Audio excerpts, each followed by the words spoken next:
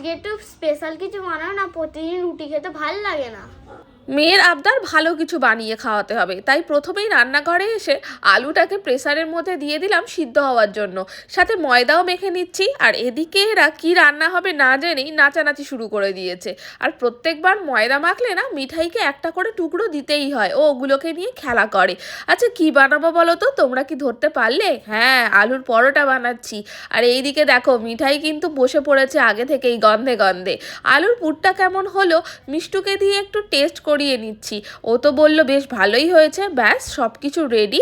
এরপরে আলুর পুরটা শুধু ময়দার লিচিটার মধ্যে ভরতে হবে আর বেলে গরম গরম খেতে হবে। আর তার মধ্যিখানেই দেখো মিঠাই কেমন সেজে গুজে চলে এসেছে। গরম গরম আলুর পরোটা খেতে না আমরা সবাই খুবই ভালোবাসি। আর কালকে তো এটা গরম গরম একদম পুরো ঘি দিয়ে ভেজেছিলাম, সেই জন্য এত টেস্টি হয়েছে যে কি আর বলবো।